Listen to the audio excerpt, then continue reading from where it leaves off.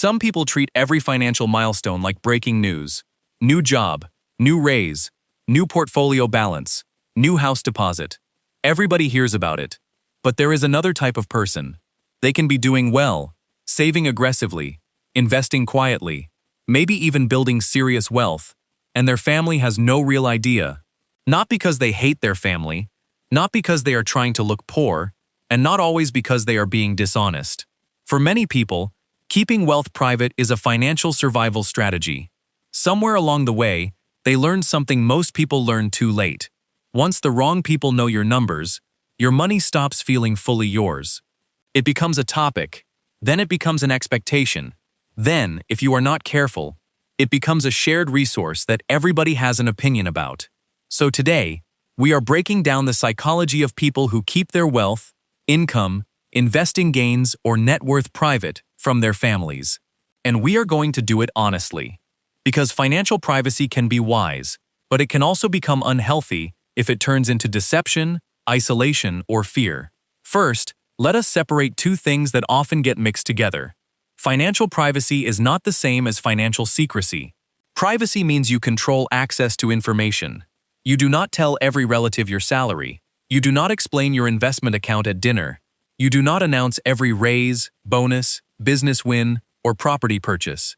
Secrecy becomes a problem when you hide information from someone who has a legitimate right to know. If you are married and you are hiding debt, gambling losses, risky investments, or major obligations from your spouse, that is not healthy privacy. That is broken trust. But if your cousin, uncle, sibling, neighbor, or extended family member does not know your net worth, that is not automatically wrong. They may simply not need that information. This is where many private wealth builders are misunderstood. People call them guarded, cold, secretive, selfish. But often, what looks like emotional distance is actually risk management. Because the moment some families learn that you are doing well, the emotional math changes. Before they know, you are just another person at the table. After they know, you become the backup plan. A medical bill appears, and people look at you. Someone wants to start a business, and suddenly your savings become the seed money. A relative has rent trouble, school fees, car repairs, credit card debt, or a holiday they cannot afford, and somehow your success becomes part of the solution. You may love these people. You may want to help them. You may have already helped them many times. But love becomes complicated when help stops being a choice and starts becoming an assignment. That is one of the biggest reasons people keep wealth quiet. They are not always protecting themselves from requests. They are protecting the right to decide which requests make sense. There is a huge difference between generosity and open-ended access. Generosity says, I choose to help in a way that is sustainable. Open-ended access says, because I have more, your emergency automatically becomes my responsibility. Quiet wealth builders are often trying to avoid that second system. Now let us talk about the psychology behind it. Your brain does not only respond to physical danger, it also responds to social danger, rejection danger, status danger, shame, pressure, and loss of control. For some people, talking about money feels normal. They mention salaries, investments, bonuses, and purchases casually. It feels like connection. For a financially private person, the same conversation can feel like exposure. Their brain is not just thinking, will they be impressed? It is thinking, what changes after this? Who starts asking? Who starts comparing? Who feels entitled? Who becomes resentful? Who starts watching my spending? Who brings it up 6 months from now when they need something? That reaction is not random. It often comes from experience. Maybe money caused conflict growing up. Maybe a parent was constantly pressured by relatives. Maybe one successful person in the family became everyone's unofficial bank. Maybe you saw someone get manipulated, guilt-tripped, or shamed for having more. When a child sees that pattern, the lesson can become very simple. Visible money is vulnerable money. Years later, even if that person is now responsible, educated, and financially stable, the old lesson may still be running in the background. That is what many financial psychologists call a money script, a belief about money that formed early and quietly guides later behavior. Some money scripts are helpful. Save before spending. Avoid unnecessary debt. Live below your means. Some become limiting. Never enjoy money. Never trust anyone. Never ask for help. Never talk about finances, even with people who deserve honesty. So the goal is not to shame financial privacy. The goal is to understand whether it is protecting you or controlling you. Another reason quiet wealth feels so different is that people experience money rewards differently. For many people, money is social proof. They want others to know they made it. They enjoy the bigger house, the better car, the expensive watch, the upgraded trip, the visible lifestyle. That does not automatically make them shallow. Humans are social. Recognition feels good. Status can feel like safety. But quiet wealth builders often get their sense of safety from the opposite place. They feel better when nobody is watching. They feel rewarded when the emergency fund is full.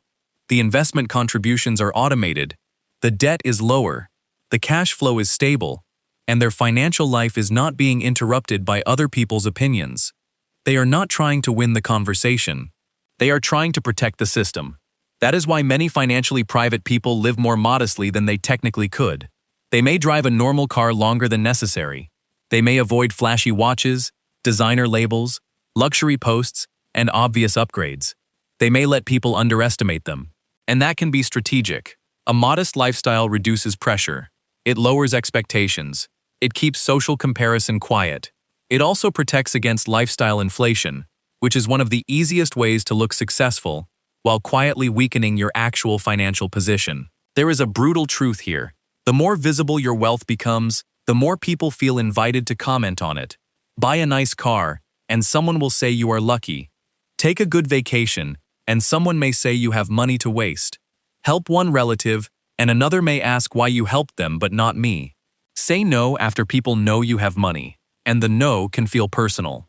That is why privacy is not just about hiding numbers. It is about preserving clean decision-making.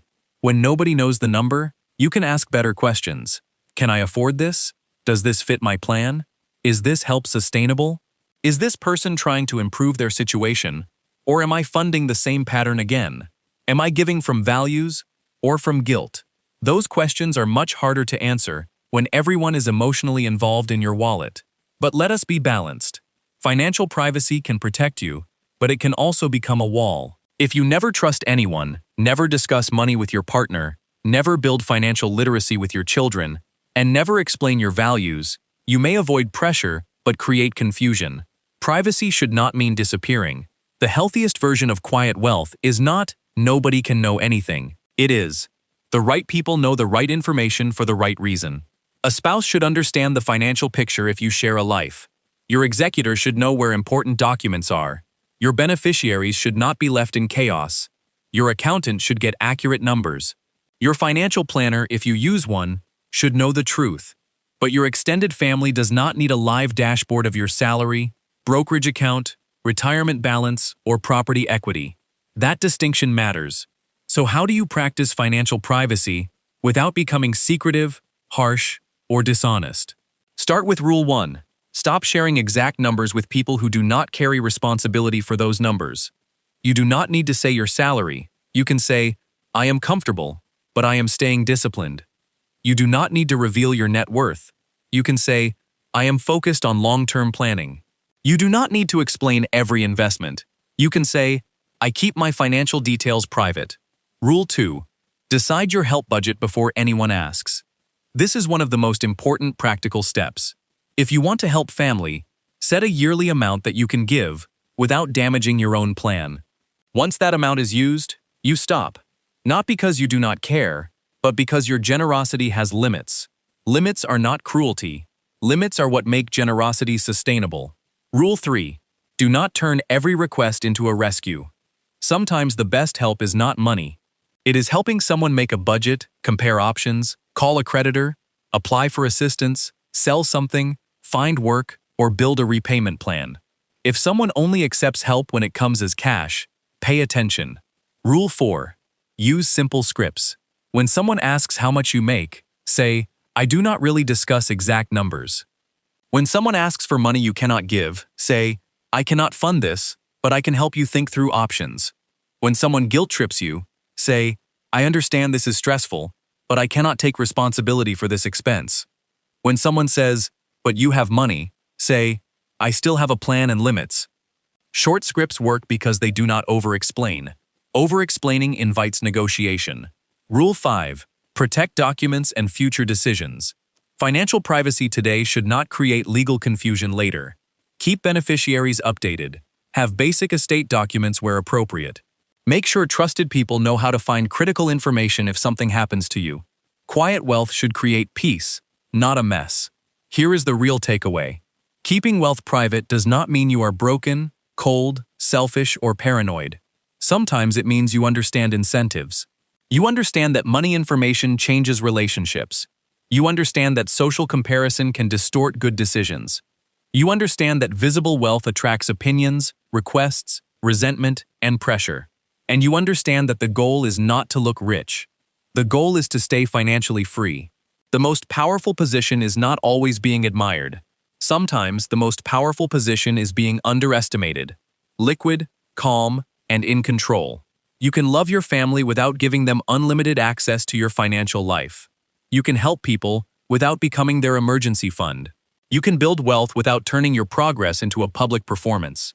And you can stay private without lying, hiding obligations, or shutting out the people who genuinely deserve trust. That is the real balance. Quiet wealth is not fear when it is chosen wisely. It is boundary, discipline, and optionality. And once the people around you start noticing that your lifestyle does not match what they think you earn, the game changes. Because suspicion creates a different kind of pressure. That is the next psychological battlefield.